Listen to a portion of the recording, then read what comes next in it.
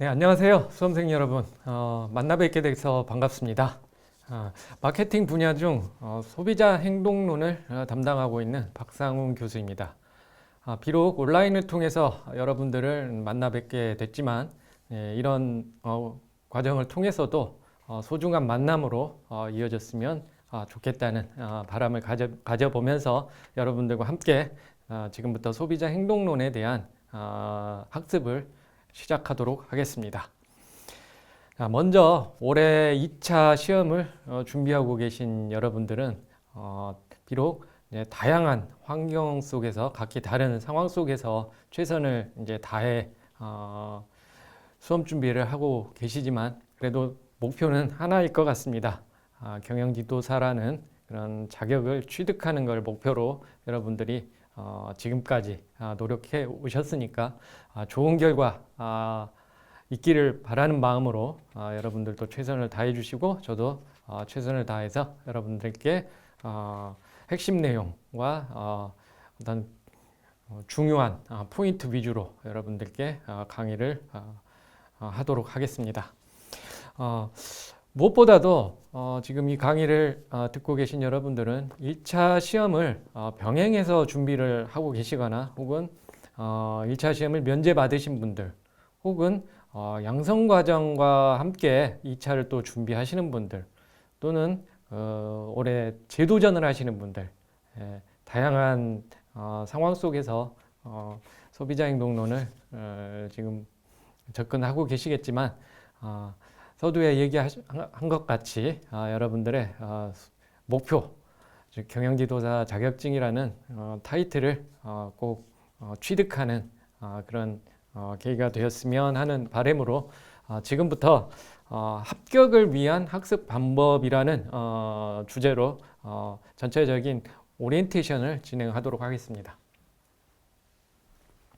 오리엔테이션 시간에는 여러분들이 전체적으로 시험에 대해서 어떻게 준비를 할 것인가를 좀 설명을 드리고자 합니다. 그래서 합격을 위한 학습 방법과 그리고 이어지는 이제 총평 및 출제 경향 분석을 통해서 전반적인 내용을 여러분들이 학습한 후에 본격적으로 수험 준비에 임하신다면 충분한 실력을 나타낼 수 있을 것이라고 생각을 합니다.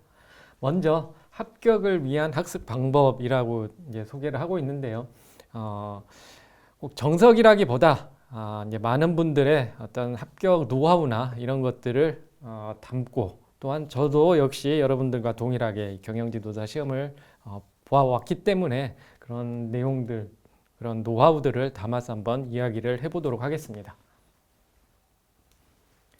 자, 우리가 시험이 올해는 7월 5일이죠. 그래서 지금까지 이제 여러분들이 준비해 오고 계셨고 혹은 뭐 지금부터 또 하시는 분들도 있지만 D-Day, 즉 7월 5일 그 시험 날까지 어떻게 준비를 해 나가야 될 것인가 라고 했을 때는 크게 두 가지인 것 같습니다. 첫 번째는 전체적인 시간 관리에 대한 로드맵이 필요하다라는 거죠. 그래서 여러분들이 각자 목표를 가지고 있는 만큼 그런 목표를 이루기 위한 로드맵을 작성을 해야 되는데 시간 관리는 어떻게 해야 되는지 거기에 따른 로드맵은 어떻게 작성돼야 되는지 그런 내용이 이제 주가 될 것이고요. 두 번째는 본인에게 맞는 제 아무리 어디 교육기관에서 좋다고 하더라도 본인한테 맞지 않으면 그 어떤 효율적이나 어떤 메리트가 없는 거죠. 그래서 본인에게 맞는 어떤 효율적이고 효과적인 공부 방법을 자신만의 것으로 체계화시키는 것 이런 부분이 가장 중요하다 생각이 듭니다. 자, 그럼 첫 번째로 좀 우리가 염두에 둬야 될 게 과거년도 기출문제에 대한 내용입니다. 과거년도 기출문제는 필히 습득을 해야 되는데 특별히 저는 여러분들한테 10개년 이상 기출문제를 꼭 살펴봐야 되겠다라고 강조를 좀 드리고 싶습니다. 최소 10개년이다 라는 건데요. 10년치. 예, 그러니까 10년치 이상을 여러분들이 기출문제를 봐야 되는데 왜 그러냐면 10년 전에 출제되었던 문항이 그대로 출제되는 경우도 있고요. 혹은 직전 연도에 출제되었던 문항이 변형되거나 유사한 형태로 나오는 경우가 많습니다. 그래서 어떤 분들은 너무 오래된 문항이라서 안 나오겠거니 생각을 할 수도 있고요. 혹은 작년에 나왔기 때문에 올해는 이 부분은 패스해도 되겠다 이런 분들도 계시는데 그런 어떤 생각이 허를 찌르는 그런 부분인 것 같습니다. 출제자 입장에서는 오히려 그런 그 수험생들의 아니한 그런 부분들을 체크를 한다고 할까요? 공략을 하는 그런 부분이 있습니다. 그래서 과거 연도 기출문제, 특별히 이제 10회 연도 이상은 꼭 봐줘야 된다라고 얘기를 드리고 싶고요. 거기에 따라서 어떤 식으로 나왔는지는 우리가 이제 본론에 들어가서 다시 한번 좀 살펴보도록 할게요. 자, 다음으로는 마케팅 관리론과 우리 마케팅 분야에는 이제 크게 세 가지가 있잖아요. 세 가지 수험 과목이 있는데 마케팅 관리론과 소비자 행동론은 따로따로 하는 게 아니라 병행해서 학습하는 게 필요하다라고 이야기를 좀 드리고 싶습니다.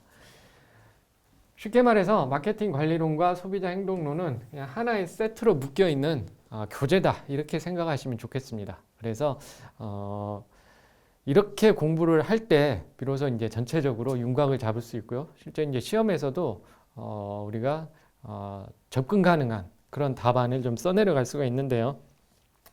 예를 들면요, 마케팅 관리론의 이제 시험 항목 중에 몇 년 전이었습니다. 그때 소비자 행동론에서 나오는 이론, 즉 인지적 정보 처리 과정에 대한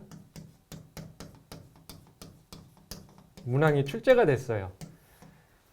구매 의사 결정 과정과 더불어 굉장히 좀 중요한 내용으로 다루고 있잖아요. 소비자 행동론에서는 이 정보 처리 과정 4단계에 관계된 내용 혹자는 뭐 5단계 이렇게도 표현을 하는데요. 이 정보 처리 과정과 관련된 내용이 마케팅 관리론 문항으로 출제가 됐었습니다. 그래서 이러한 형태 혹은 시장조사론도 마찬가지예요. 시장조사론 통계 쪽이나 조사 방법론 쪽이 있죠.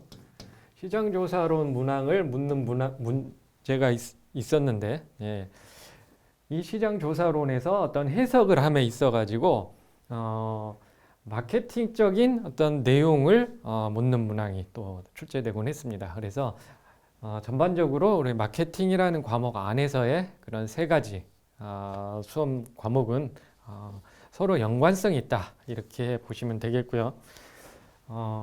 다음으로 해당 분야의 이론과 연계한 학습이 필요하다라고 되어 있는데요. 이거는 이 마케팅이라는 이 학문이 마케팅 단독이라기보다는요, 어떤 경영학적인 내용 그리고 혹은 경제학 분야, 혹은 뭐 심리학이라고도 할 수 있겠죠.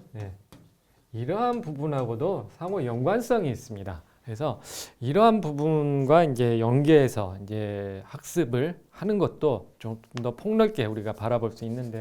특별히 이제 그 소비자 행동론은 경영학 중에서도요, 조직 행동론이라는 분야와 굉장히 유사합니다. 나중에 이제 우리가 공정성 이론이라는 부분을 또 살펴보게 될 텐데요. 거기서도 마찬가지로 이런 조직 행동론이라는 분야의 내용과 상당히 유사한 부분들이 다루어지고 있어요. 그리고 또한 이제 경제학에서 다루어지는 부분, 특별히 이제 우리가 살펴볼 건데 행동경제학이라는 학문이 있죠. 행동경제학과 관련된 분야와 연관성이 굉장히 높습니다. 그래서 이러한 부분들은 바로 우리가 소비자의 어떤 구매 의사 결정 과정에서 대안 평가와 연관이 깊은 그런 내용과도 맥락을 같이 한다 이렇게 보면 되겠습니다. 그래서 이런 부분과 이제 연계한 학습들이 이제 좀 필요하다라고 이제 얘기를 좀 드리고 싶고요. 다음으로 시간 관리에 대한 내용을 좀 살펴보도록 하겠습니다. 여러분들도 나름대로 시간 관리에 대해서 염두에 두고 학습을 하고 계시겠지만, 우리가 이제 2025년 이제 7월 5일에 이제 2차 시험이 있잖아요. 그래서 그 기간 동안 여러분들이 이제 페이스를 잃지 않고 꾸준하게 해주는 게 이제 필요한데요. 뭐 평일과 주말 이렇게 예를 들면 평일에는 퇴근 후에 반드시 뭐 2시간 혹은 3시간씩 내가 시간을 투자해서 해보겠다. 그러면 일회성으로 끝날 게 아니라 이제 꾸준하게 이 기간 동안 여러분들이 유지를 해 주셔야 된다라는 부분이고요. 주말 특히 흐트러지기가 쉽잖아요. 주말 같은 경우는. 그런데 오히려 주말에 조금 더 긴장감을 늦추지 말고 하는 부분도 필요해요. 그래서 어떤 주말에 뭐 매주는 아닐지라도 어떤 특정한 주말을 잡아서 지금까지 평일에 해왔던 그런 내용들을 다시 복습을 한다든지 재정리를 한다든지 그런 식으로 꾸준하게 페이스를 잃지 않는 그런 시간 관리가 필요하다 얘기를 좀 드리고 싶습니다. 우리가 다음으로 이제 살펴볼 내용은 기본 교재와 관련된 내용입니다. 기본 교재는 여러분들이 학습을 하고 계시겠지만 기본적으로 3회독 이상을 해주셔야 된다라고 강조를 드리고 싶습니다. 왜냐면요, 처음부터 여러분들이 핵심 내용이나 어떤 요약된 내용을 중심으로 학습을 하다 보면 실제 이제 시험장에 갔을 때나 시험이 다가왔을 그 무렵에 머릿속에서 인출을 하려고 하면 쉽게 되지가 않아요. 그런 경향이 굉장히 많습니다. 그래서 기본 교재를 중심으로 반드시 3회독 이상을 해주셔야 된다라고 이야기를 드리고 싶고요. 여러분들이 지금까지 이제 많은 교재를 가지고 이제 공부를 하겠지만 기본적인 뭐 교재를 이제 설명을 드린다고 한다면요. 실제 이제 출제자분들도 대학 원서를 기본으로 이렇게 출제를 하고 있거든요. 그래서 가장 많이 이제 보는 책 중심으로 우리가 살펴본다면 마케팅 원론이라는 책인데 이런 마케팅 원론은 학현사에서 출간된 그 책이 있습니다.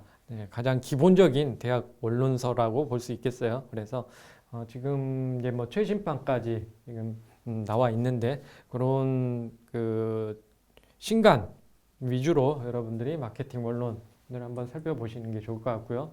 더불어서 마케팅 원론과 더불어서 참고로 이렇게 우리가 볼 수 있는 게 필립 코틀러 박사님이 쓰신 마케팅 원리라는 책이 있습니다. 이 마케팅 원리를 기반으로 마케팅 원론이 많이 이렇게 상호 보완 작용을 한다 이렇게 보시면 돼요. 그래서 굳이 이렇게 뭐 2가지 여유가 있으신 분들은 2가지를 다 봐도 되는데 시간적인 여유가 없으시다 그러면 그 원론책 가장 많이 보는 그런 책 중심으로 좀 살펴봐 주시고요. 다음으로 이제 시장 조사론 같은 경우도 뭐 시중에 많은 책이 나와 있는데 그래도 가장 이제 수험생들이 많이 접하는 책이 이제 집현지에서 편찬된 시장 조사론 책이다 이렇게 보시면 되고요.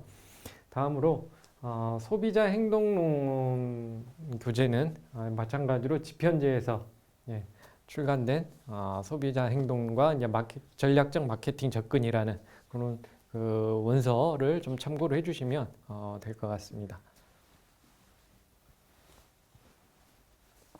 네, 이어서 스터디 진행과 관련된 내용을 좀 살펴보도록 하겠습니다. 스터디는 여러분들이 꼭 해야 된다라는 그런 것보다는 동기부여 차원에서 좀 필요하다 이렇게 좀 이야기를 좀 드리고 싶어요. 저 역시 이제 경영지도사 이제 시험을 볼 쯤에 스터디 그룹이라는 이제 결성이 돼가지고 저도 이제 참여를 한번 해본 적이 있었는데 상호간에 이제 동기부여 차원입니다. 그래서 지금까지 내가 했던 것들을 서로 이렇게 공유하면서 이렇게 해줄 수 있는데 뭐 딱히 뭐 주에 1회를 해라 뭐 그런 건 아니고요. 뭐 주 1회 혹은 격주 1회 이렇게 만나서 자기가 해왔던 거를 이렇게 좀 공유하는 그런 자리가 되면 상당한 동기부여가 된다라고 할 수 있고요. 저도 역시 이제 이런 스터디 그룹 멤버들이 있었는데 7명 정도 있었거든요. 근데 그 중에서 한 명을 제외하고는 전원 합격을 했죠. 그래서 서로 이제 동기부여 차원이라는 게 상당한 좀 메리트가 있지 않나 이렇게 생각하고요. 더 중요한 건 이제 서브노트 제작입니다. 서브노트라고 한다면 요약집을 얘기하는 거죠. 여러분들이 실제 이제 수험 준비를 하면서 나름대로 이렇게 정리를 해야 되는 부분들이 있을 거예요. 책만 보고서 머릿속에 넣는다라는 그런 부분은 좀 위험한 발상인 것 같습니다. 실제 이제 시험장에 가서도 이제 그러니까 원론 교재를 가져갈 수는 없는 거고요. 그래서 이런 서브노트를 수험 준비 기간 동안 틈틈이 이렇게 여러분들 것으로 이제 제작을 이렇게 해야 된다라는 부분들 좀 이야기를 드리고 싶고요. 이 서브노트는 이제 여러분들이 이제 시험 일주일 혹은 한 달 전, 일주일이나 뭐 한 달 전부터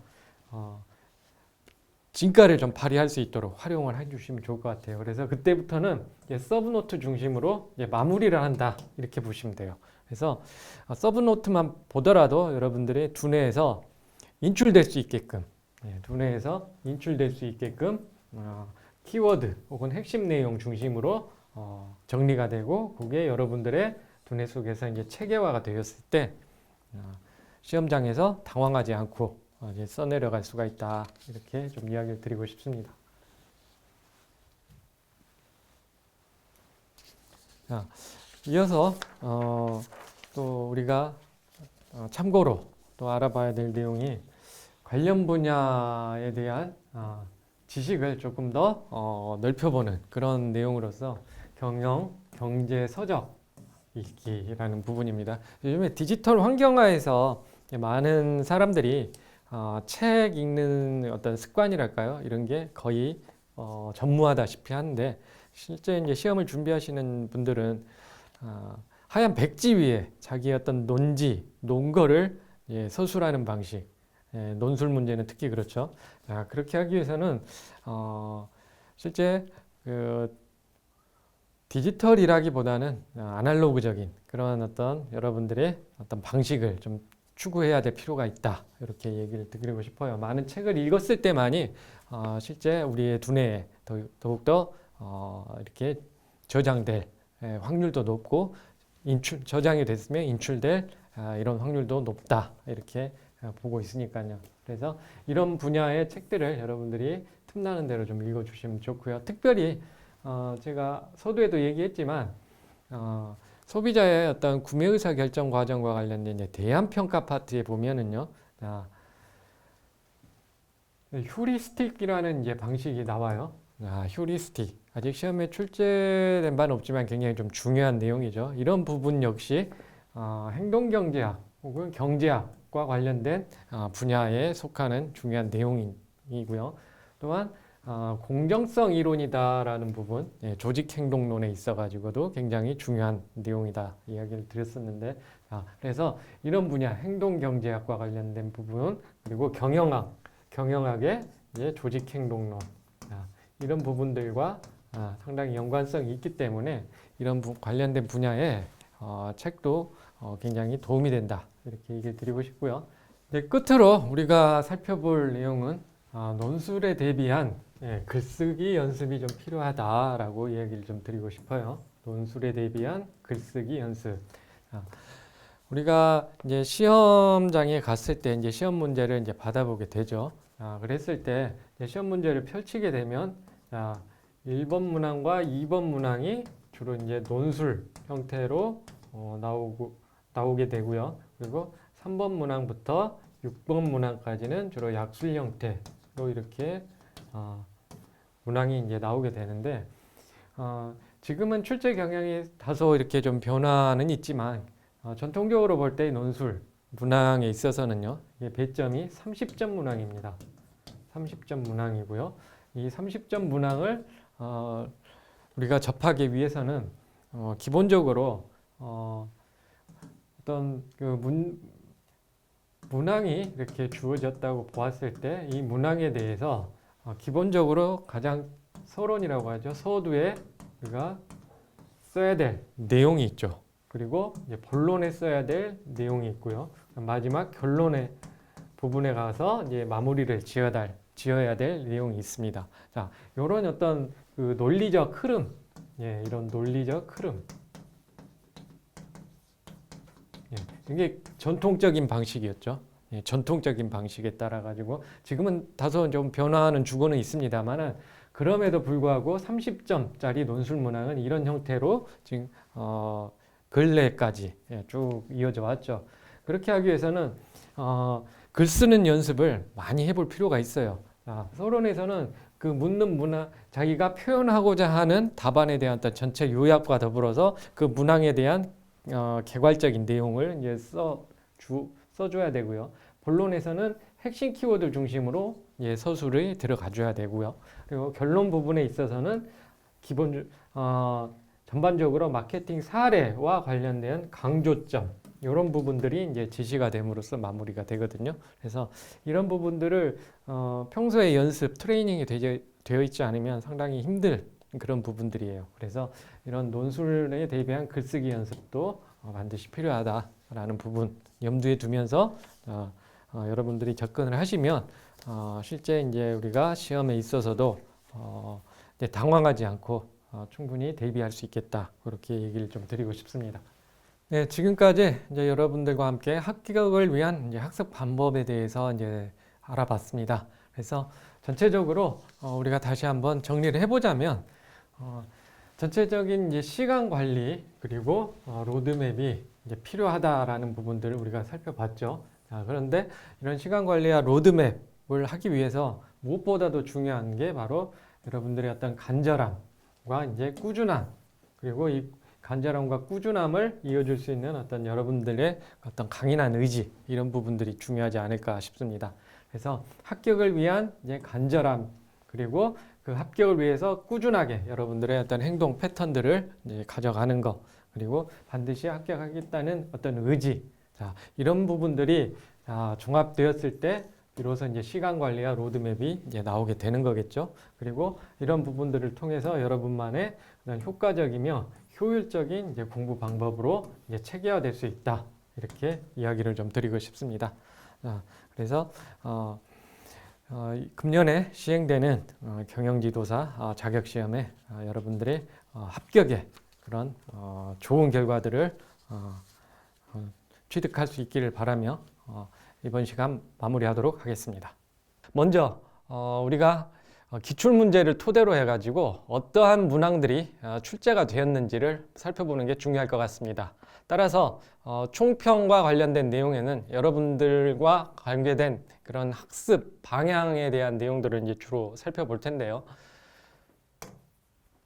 소비자 행동에 대한 출제 경향 및 이제 패턴을 기출문제를 기준으로 살펴볼 때 기존에 출제된 문제와 매우 유사하거나 혹은 변형된 문제가 상당 부분 출제되었음을 우리가 살펴볼 수 있습니다. 여러분들도 기출문제를 이제 풀어 보셨겠지만 실제적으로 2016년도와 2022년도 몇 가지 사례만 살펴볼 건데요. 이때 동기 간 갈등에 대한 문제가 이제 출제가 되었습니다. 2016년도와 2022년도 동일한 문제가 이렇게 출제된 걸 이제 볼 수가 있고요. 따라서 기존 기출 문제에 대한 철저한 분석과 이해가 이제 굉장히 필요하다라고 살펴볼 수 있으며 파트별 융합 형태의 이제 고난이도 문제 출제에 우리가 좀 대비를 해봐야 될 것 같습니다. 파트별 융합 형태라 하면은요, 우리가 소비자 행동에 대해서만 학습할 게 아니라 인접한 학문이죠. 마케팅 관리 이론, 마케팅 관리, 그리고 소비자 행동. 이 두 가지 파트를 동시에 우리가 살펴보는 것이 시험 준비에 있어서 굉장히 중요하다 이렇게 볼 수 있는데요. 실제적으로 2019년도 그리고 2022년도 이 두 해에 걸쳐 가지고 가격 전략에 대한 문제가 출제가 되었습니다. 가격. 이 가격 파트는 마케팅 관리론에서도 굉장히 이제 중요하게 다뤄지는데 19년과 22년도에 이제 동일한 이제 가격 파트를 물어보면서 이제 최고 수용 가격과 이제 최저 수용 가격 형태의 이제 질문을 한 걸 이제 살펴볼 수가 있고요. 우리가 지금까지 이제 살펴본 대로 기출제된 기출 문제라 할지라도 그냥 넘어갈 수 있는 그런 부분이 아니고 다시금 출제될 확률이 높기 때문에 그 부분을 이제 살펴보자 이렇게 얘기를 했습니다. 굉장히 이제 중요한 부분이라서 기존 기출 문제에 대해서 우리가 다시 한번 살펴보고요. 추가적으로 현재 디지털 환경하에서 소비 심리와 연관된 이제 행동 경제학과 관련된 이런 부분들이 이제 출제가 될 수 있다라는 부분들을 우리가 염두에 둬야 될 것입니다. 따라서 이런 디지털 환경하에서 소비자의 구매 행동 그리고 구매 후의 행동 그런 부분들을 어떻게 연관시켜서 풀어나갈 것인가 하는 부분들을 이제 우리가 이제 숙지를 해야 되는데 이 부분은 우리가 공부를 같이 하면서 다시금 구체적으로 좀 살펴보도록 하겠습니다. 결론적으로 얘기해서 우리가 중요한 포인트는 소비자 행동을 함에 있어 가지고 공부를 함에 있어 가지고 마케팅 관리론과 인접 학문과의 어떠한 연계성도 같이 살펴볼 수 있는 것이 굉장히 중요하다라고 할 수 있고요. 아울러 기본 개념과 정의를 바탕으로 관련된 내용을 서술을 해야 하는데 자, 한 번 본다 해서 우리가 쓸 수 있는 부분들이 아닙니다. 그래서 반드시 기본서를 바탕으로요. 여러분들은 이제 어느 정도 공부를 하시다 보면 이제 요약본이나 아니면 핵심 내용 위주로 볼 텐데 반드시 이제 기본서를 중심으로 해가지고요. 기본 개념과 이제 정의를 이제 숙지를 해야 된다라고 말씀을 드리고 싶고요.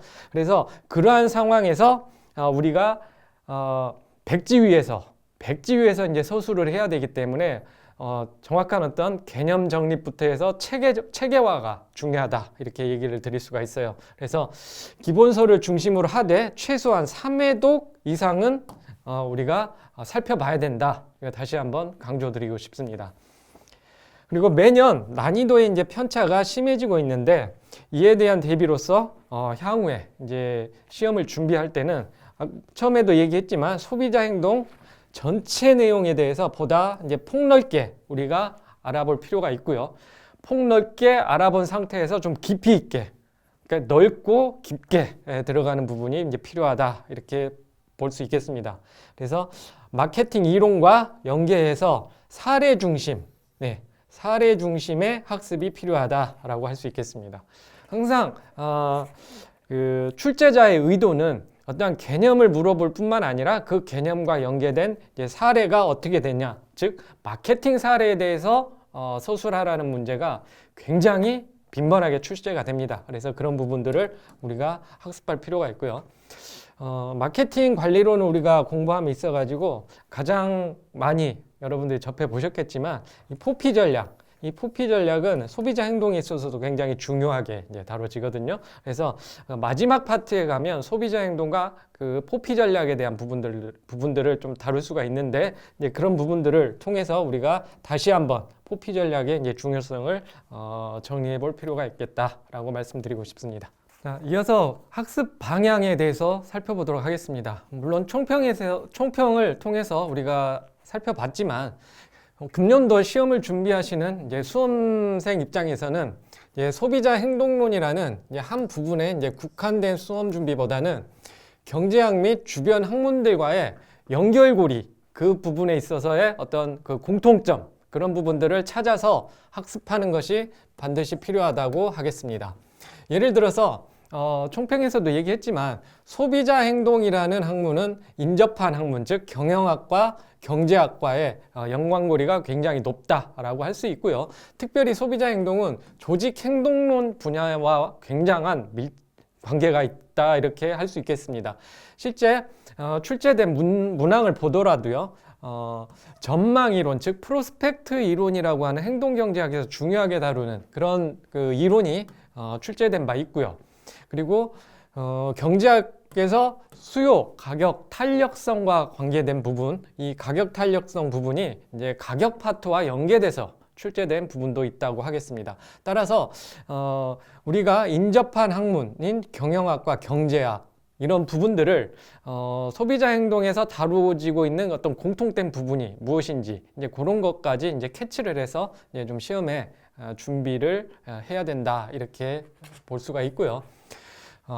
여기서 이제 주의할 만한 점은 최근에 출제되지는 않았다 하더라도 역대 출제 빈도가 굉장히 높았던 파트가 있고요. 그리고 실제 지속적으로 출제된 것 중에서도 굉장히 높은 파트가 있습니다. 예를 들면 태도 파트가 바로 그런 부분이라고 하겠습니다. 태도 파트 중에서 태도 형성 및 이제 태도 변화 과정 이 부분이 굉장히 우리가 접근하기가 어려운 부분이 왜냐하면 이론이 굉장히 많습니다.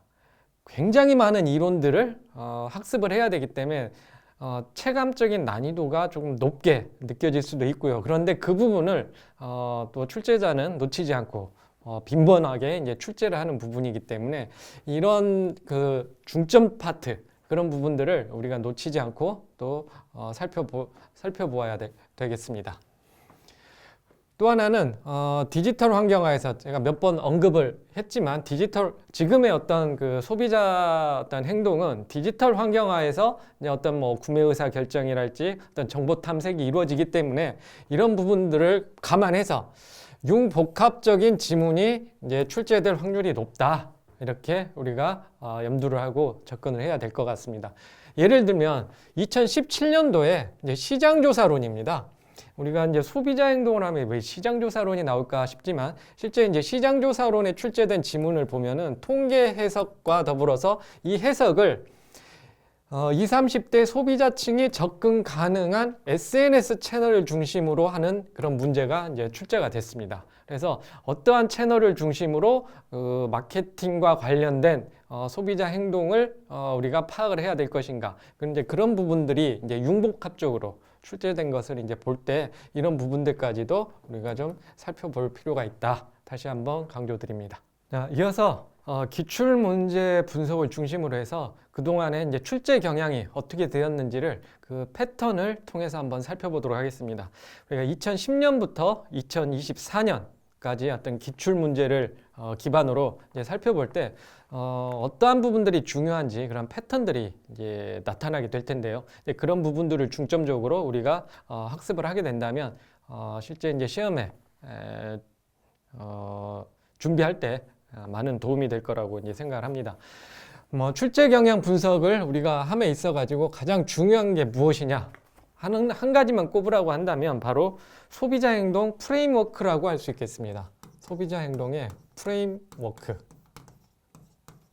그럼 우리가 이제 핵심 이론 파트에 들어가서 이제 다시금 살펴볼 텐데요. 앞에 이제 구분이라고 이렇게 이제 표시된 이 부분 중에서 큰 타이틀을 그 프레임처럼 엮었다라고 보시면 되겠는데요. 가장 중요한 건 이제 소비자 구매 의사 결정 과정이 이제 들어가겠죠. 그래서 소비자 구매 의사 결정 과정과 이제 그 다음 파트인 인지적 정보 처리 과정. 자, 이런 두 개 파트가 이제 굉장히 중요한 부분이면서 여기에 연관돼 가지고요. 개인적인 영향 요인과 이제 환경적 영향 요인 그리고 더불어서 이제 태도와 학습 파트 이 부분이 바로 소비자 행동을 이루는 프레임워크다라고 할 수 있고요. 그 중에서 우리가 이제 중점적으로 살펴볼 그런 파트가 바로 이제 소비자 구매 의사 결정 파트라고 이렇게 볼 수 있겠습니다. 자, 출제 경향 분석을 보면요. 제1장 개론에 해당이 됩니다. 제1장은 소비자 행동에 이제 개론이 해당이 되는데 실제 이제 시험에 이제 출제된 부분은 2009년도였습니다. 지금부터 꽤 오래전에 이제 출제가 됐었는데 이때 소비자 행동의 의미의 전반적인 내용들을 물어봤던 것입니다. 기업의 입장과 그리고 정부의 입장 그리고 소비자 입장이 뭐냐 가장 기본적인 내용이었죠. 자, 이런 부분들이 이제 가장 초창기에 이렇게 이제 출제가 되었었는데 전반적으로 이 일장에 대해서는 큰 이제 중요도라기보다는 전체적인 흐름을 이해하는 데 있어서 우리가 짚고 넘어가는 그런 부분이다 이렇게 보시면 되겠고요.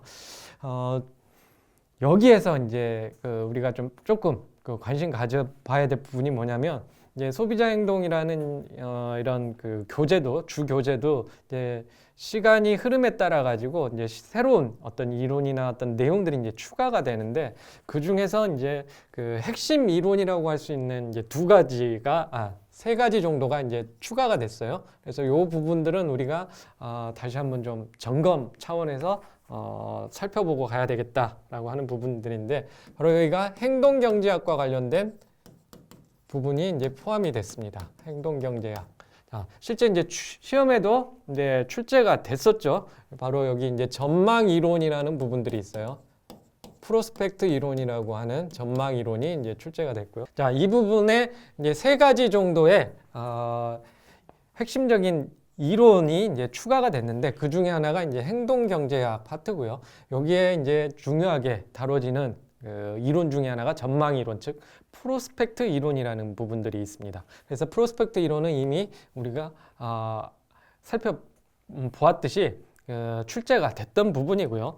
또 하나는 마케팅 관리론에서 중점적으로 다루는 이제 제품 지식이라는 이제 부분이 이제 새로 추가가 됐습니다. 근데 이 제품 지식도 뭐 새롭다라기보다는 마케팅 관리론에서 이제 다루는 그런 부분이 이제 소비자 행동 영역에도 들어와 있다라고 해서 개념적인 부분들을 이제 우리가 좀 살펴볼 필요가 있고요.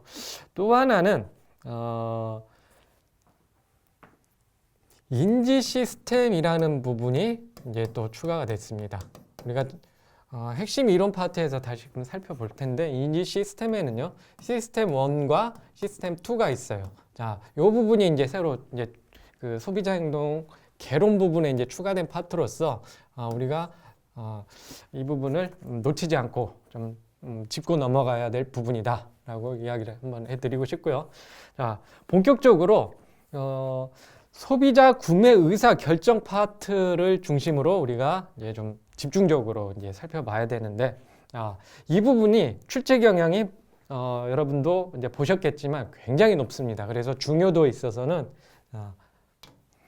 타의 추정을 불허한다라고 할 수 있을 정도로 굉장히 높다. 이렇게 보시면 되겠습니다. 그래서 소비자 구매 의사 결정 과정 이 파트는요.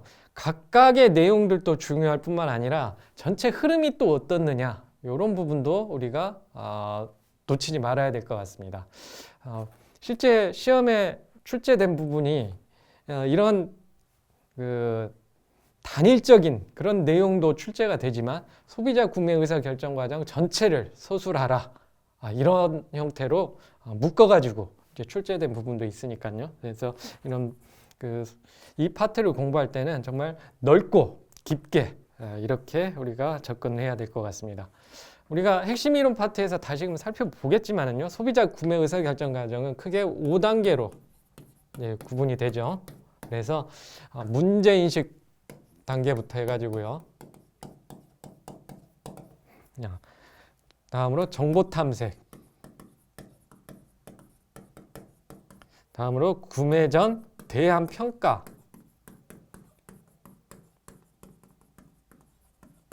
자, 그리고 구매. 마지막으로 구매 후 행동. 자, 이 5개의 각각의 영역들, 이 영역들이 차지하고 있는 비중이 굉장히 높다라고 할 수 있겠습니다. 그래서 이 5개 파트에서 모든 문제들이 순환적 형태로 돌아가고 있다. 이렇게 보시면 되겠고요. 우리가 최근래 출제된 그런 부분들을 이제 살펴본다면 2024년도에는 이 부분에서 두 번째 단계라고 하는 이제 정보 탐색 파트가 나왔죠. 그래서 이 정보 탐색 파트에서는 관여도에 따른 우리가 또 살펴보겠지만 이 관여도 굉장히 중요한 내용이죠. 관여도에 따라서 고려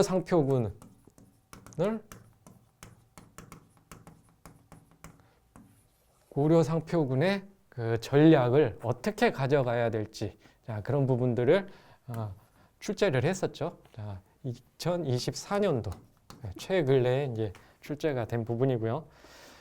또 하나 살펴본다 그러면 2020년도 기대 불일치 이론이라고 하는 부분이 있는데, 자, 여기에서는 우리가 공정성 이론이라는 부분과 같이 연관돼서 이제 출제가 됐죠. 자, 그래서 이 부분도 이제 굉장히 빈번하게 출제가 되는 파트다. 이렇게 보시면 되겠고요. 파트를 공부함에 있어서 만족, 불만족과 관계된 소비자의 만족, 불만족이죠. 자, 그런 부분들과도 연계가 굉장히 높다라고 할 수 있겠죠. 자, 그래서 같은 그 문항을 우리가 학습을 할 때 있어서도 연관된 내용들을 한꺼번에 이렇게 살펴봐야 될 그런 부분들이고요. 자, 2023년도에는 우리가 그 생소하게 느껴지는 그런 용어들이 있습니다. 점화효과, 구성효과라는 부분들이 이제 출제가 됐죠. 자, 이거 영어로 이제 표시가 되는 부분인데요. 프레이밍 효과, 프라이밍 효과 이렇게 부르죠. 자, 기억 파트에서도 굉장히 중요하게 다뤄지는 파트인데, 실제 그 교재마다 용어가 조금씩 다르다기보다는 어떻게 표현되어지느냐 그런 차이인데요. 프라이밍 효과, 프레이밍 효과라고 이제 학습하신 분들은 점화 효과, 구성 효과라고 들어보면 굉장히 좀 당혹스러운 그런 부분들이 있기 때문에 같이 영어식 표현과 그걸 이제 번역한 이제 한글 표현도 이제 같이 우리가 살펴봐야 된다라는 부분도 이야기를 좀 드리고 싶습니다.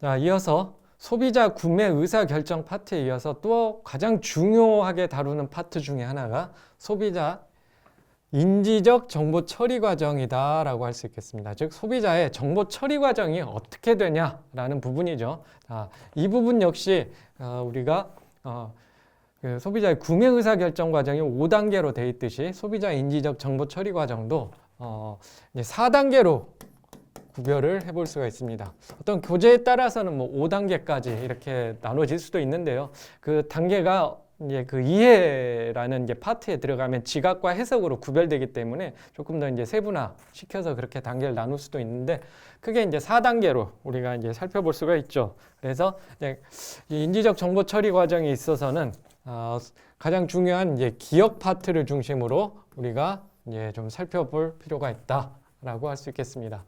자, 정보 처리 과정의 이제 4단계를 우리가 살펴보면 일반적으로 기업의 어떤 마케팅적 자극에 이제 노출이 된다라고 하죠. 이 노출이 되고 나면 그 다음에 우리가 주의를 기울이게 됩니다. 인지를 하게 되는 거기 때문에요. 주의를 통해서 우리가 기억을 하게 되고요. 기억을 통해서 이해, 즉 해석 과정을 이제 거치게 된다라는 부분들을 우리가 참고로 하면 될 것 같습니다. 이 소비자의 인지적 정보 처리 과정에서 이제 우리가 중점적으로 둬야 될 부분들은 학술적인 이론이라는 부분이 되겠습니다. 예를 들어 2017년도에 이제 출제가 되었는데 웨버의 법칙이라고 있습니다. 웨버의 법칙은 실제 감지 영역의 시격화, 지각화에서 어떤 식으로 우리가 감지가 일어나는지에 대한 내용인데, 이 부분이 굉장히 좀 까다롭게 느껴질 수가 있어요. 왜냐하면 수식과 같이 결부시켜서 출제를 했기 때문에요. 그런데 이제 잘 이해만 한다면 이 부분도 우리가 시험을 이렇게 준비함에 있어서 크게 어렵진 않게 다가설 수 있겠다, 그렇게 생각을 하고요. 또 하나는 우리가 다시 한번 살펴봐야 될 부분들, 제가 아까 기억이라고 얘기했는데 이 기억에는요 감각 기억과 단기 기억, 장기 기억 세 가지 기억으로 나눠지죠. 전년도에도 이 부분이 바로 출제가 되었잖아요. 그래서 이 부분을 중심으로 우리가 살펴봐야 되는데, 제가 좀 더 눈에 띄게 한번 표시해 볼게요. 자, 작년도에 다중기억 모델 나왔었죠. 이게 논술로 출제가 됐는데, 그로부터 10년 전으로 이렇게 거슬러 올라가 보면 단기 기억과 장기 기억이 이제 출제가 됐어요. 자, 그래서 기억 파트를 어떤 주기라고 하기에는 좀 그렇지만 어떤 한 문항을 만들어낼 때 그 문항에 대해서 이제 우리가 깊이 있게 다루지 않으면 쓰기가 참 애매한 그런 부분들이죠. 그래서 같이 묶어서 기억 파트에서 우리가 어떤 식으로 대처해야 될까, 이제 그런 부분들도 이제 살펴볼 수가 있고요. 소비자 정보 처리 과정에서 좀 이제 독특한 부분이 나왔던 게 2021년도였습니다. 2021년도에 숫자와 관계된 문항을 이제 주면서 청크와 매직 넘버에 대해서 이야기를 했죠. 근데 굉장히 생소한 부분이죠. 실제 이제 교재에서도 그렇게 많은 내용을 할애해서 다루고 있지는 않아요. 그런데 이제 이런 부분들까지도 이제 언급이 되는 걸로 봐서는 우리 그 수험자 입장에서 쉽게 간과하고 넘어가 버리는 그런 부분들까지도 이제 시험에 출제가 된다. 이런 부분들이죠. 매직 넘버는 우리가 나중에 좀 다뤄보겠지만은 숫자 7을 얘기하는데 플러스 마이너스 7을 중심으로 해가지고 그 소비자가 즉 어떻게 그 어떤 사물이나 형태를 조금 더 기억 속에 오래 간직하느냐 이제 그런 부분들을 이제 나타내는 내용이고요. 청크는 이제 최소 단위다 이렇게 보면 되겠죠. 그런 부분들이 나왔고요. 2023년도 제가 앞서서 점화 효과, 구성 효과에 대한 내용 얘기했죠. 자, 바로 그 부분입니다. 프라이밍 효과, 프레이밍 효과.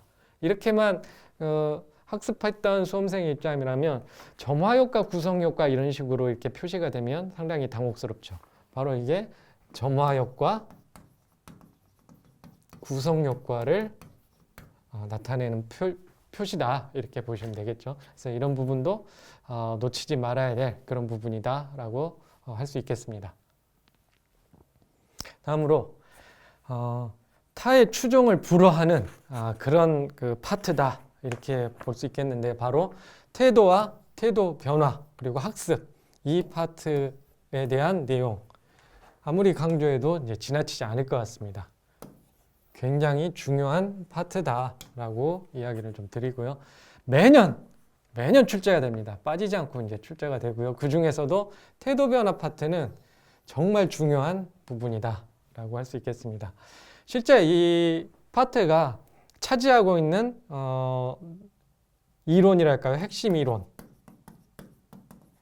이론들이 소비자 행동에서 차지하는 이론의 거의 절반 가까이를 차지하고 있다 이렇게 보시면 되고요. 그만큼 학술적인 내용이 굉장히 많기 때문에 어렵게 느껴질 수밖에 없습니다. 그래서 이런 부분들은 좀 차근차근 우리가 단계별로 이해를 해가면서 좀 공부를 해 간다면 이런 부분들도 충분히 대처할 수 있을 것이라고 이제 생각을 하고요. 이 태도와 이제 태도 변화 학습 파트는 우리가 좀 전략적으로 좀 접근을 해야 될 부분들이 핵심 이론 파트에서도 우리가 좀 살펴봐야 되겠지만 정말 주요한 그 논문으로 발표된 그런 내용들이 굉장히 출제 빈도가 높다 이렇게 보시면 되겠고요. 특히 2023년도에 출제가 된 PC바인 태도 모델 2023년도뿐만 아니라 그 전년도부터 계속해서 이제 출제가 됐죠. 그런데 이 PC바인 태도 모델은 확장된 PC바인 모델과 연계가 될 뿐만 아니라 그 후에 나오는 이제 계획적 행동이론 혹은 뭐 합리적 행동이론 이런 부분들까지도 같이 연계되어 있는 굉장히 좀 방대한 내용을 이제 다루고 있다라고 보시면 되겠고요.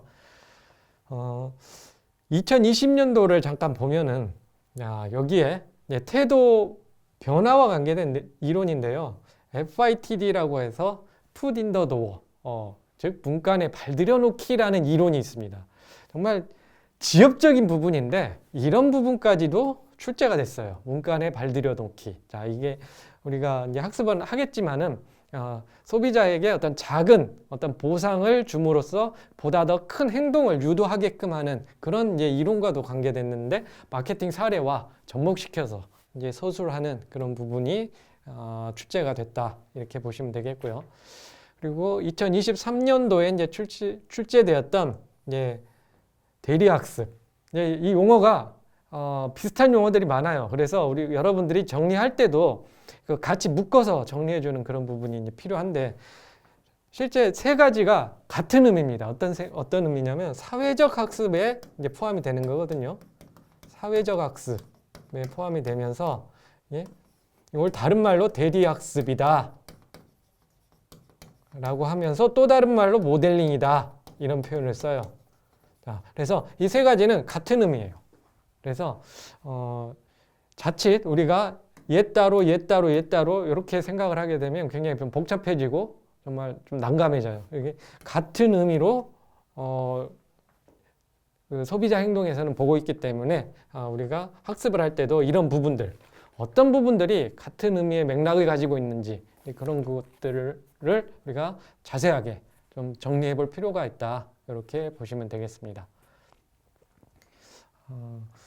그리고 이 장에서 또 하나 중요한 게 이제 학습 파트인데요. 이 학습에는 여러분들이 익히 알고 있다시피 고전적 학습과 이제 그 강화적 학습으로 이제 나눠지는데요. 이제 그런 부분들을 중점적으로 이제 많이 출제가 됐기 때문에 그 번외라고 할까요? 이제 그 부분이 바로 인지적 학습 이론이라는 부분들이 있습니다. 인지적 학습 이론. 자, 여기는 우리가 나중에 좀 중점적으로 살펴볼 내용 중에 하나인데 사회적 학습 이론과 이제 좀 분리해가지고 우리가 이제 좀 살펴볼 필요가 있다. 그래서 인지적 학습 이론과 사회적 학습 이론 요거 각각 따로 좀 정리를 해주시면 좋겠다. 라는 부분을 먼저 말씀드리고요. 우리가 핵심 이론 할 때 다시 한번 살펴보도록 하겠습니다.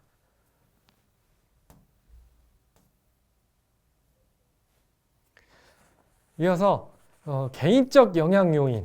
네, 우리 처음에 제가 소비자 행동을 구성하고 있는 그 프레임워크 얘기를 했죠. 그래서 크게 두 파트는 이제 소비자의 그 구매 의사 결정 과정이 있고요. 그 다음에 이제 소비자 인지적 정보 처리 과정, 이 두 파트가 있는 상황에서 이제 개인적 영향 요인과 환경적 영향 요인, 그리고 그 사이에 이제 태도 및 학습, 이제 태도 변화, 자 이렇게 이제 들어간다라고 했고요. 자 개인적 영향 요인, 여기도 굉장히 이제 중요한 이제 파트 중에 하나인데요. 여기에 보면 이제 관여도라는 게 있습니다. 전통적으로 이제 관여도는 이제 개인적 영향 요인에 일반적으로 이제 포함돼서 많이 다뤘지만 지금은 이제 관여도라는 게 굉장히 광범위한 소비자 행동 전체를 총괄하기 때문에 1장에서 우리가 집중적으로 다룰 겁니다. 1장에서요. 그래서 관여도에 대한 내용들이 이제 실제적으로는 5장에 이제 포함은 됐지만 1장에서 중점적으로 다루면서 소비자 행동 전체를 포함을 하고 있다. 이렇게 보시면 될 것 같습니다. 그래서 이 관여도는 1장에서 별도로 이제 다루기 때문에 관여도를 제외하고 이제 개인적 영향 요인을 이제 중점적으로 이제 살펴볼 거고요. 여기에서 이제 몇 가지 이제 중요한 부분이 이제 개성이라는 겁니다. 개인적 영향 요인은 개성. 자, 그래서 2024년도에 개성 이론과 변수에 대한 설명을 논술로 이렇게 냈던 그런 그 출제 경향을 좀 보였었고요. 이어서 이제 이건 참고로 우리가 알아봐야 될 건데 동기라는 부분이 있습니다. 동기는 크게 다루어질 만한 부분이 아닌 것 같음에도 불구하고요. 지속적으로 출제가 되고 있어요.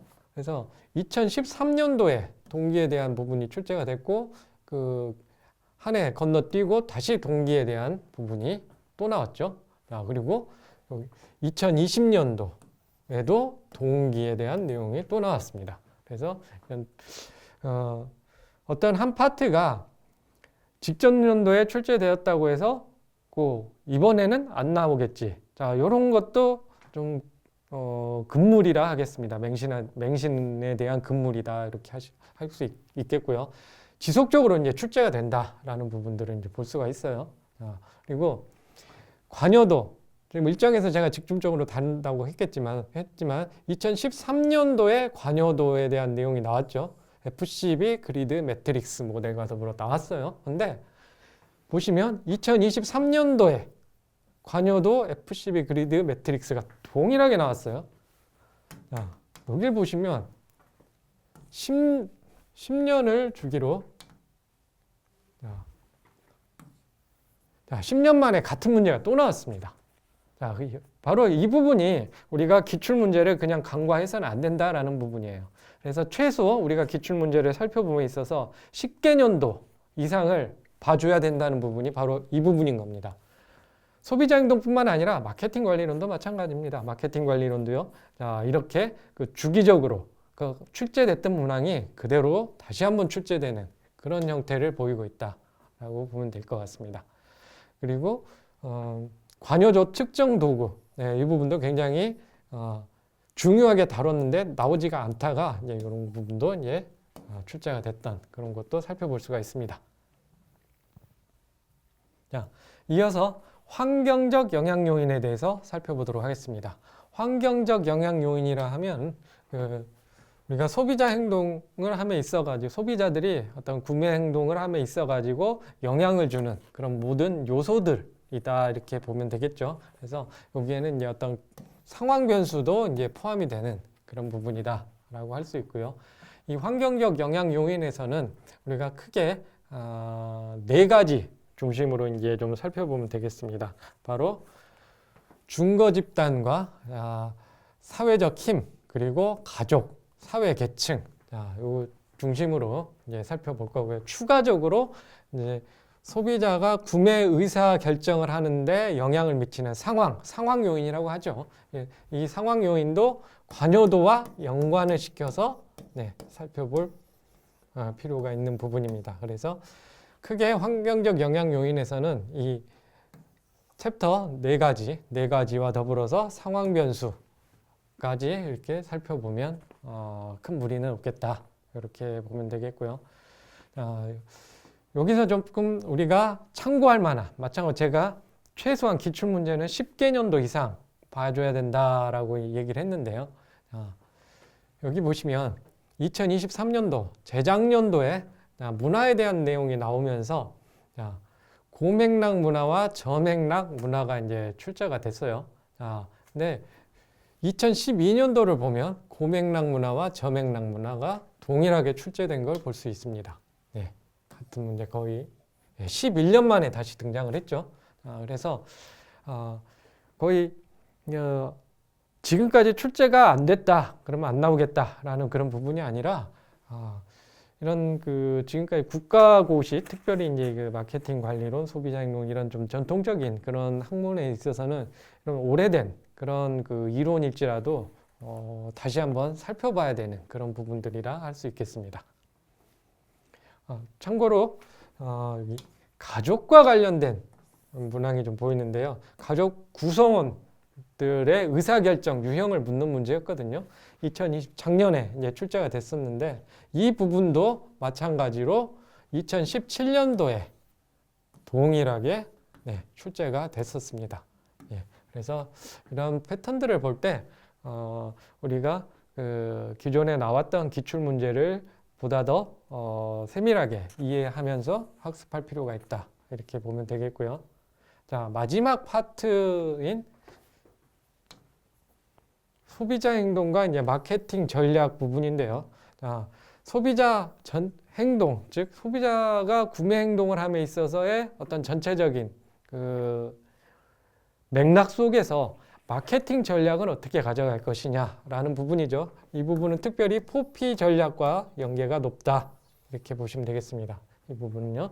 그래서 여기에서 제품, 가격, 유통, 프로모션 전략 이런 중심으로 해서 우리가 소비자 행동과 연계시키는 그런 부분들 필요로 하고요. 추가적으로 혁신 제품 수용자 유형이라고 해가지고 로저스의 혁신 기술 수용 이론이라고 할 수 있죠. 이런 부분 출제가 됐었습니다. 그리고 또 하나 캐즘 이론이라는 게 있습니다. 추가적으로 캐즘 이론.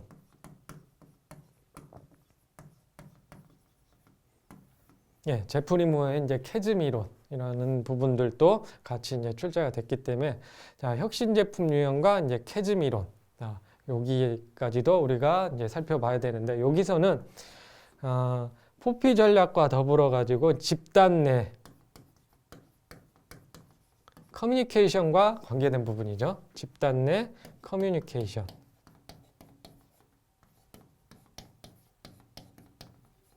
그리고 집단 간 커뮤니케이션. 이런 부분들이 바로 혁신 제품 수용자 유형과 캐즘 이론 그리고 구전 이런과도 연관이 되어 있는 파트 부분이다 라고 할 수 있겠습니다. 여기까지 해서 우리가 전체적으로 기출 문제를 중심으로 어떠한 패턴들을 보이며 시험이 출제됐는지 출제 경향 분석을 살펴보았습니다.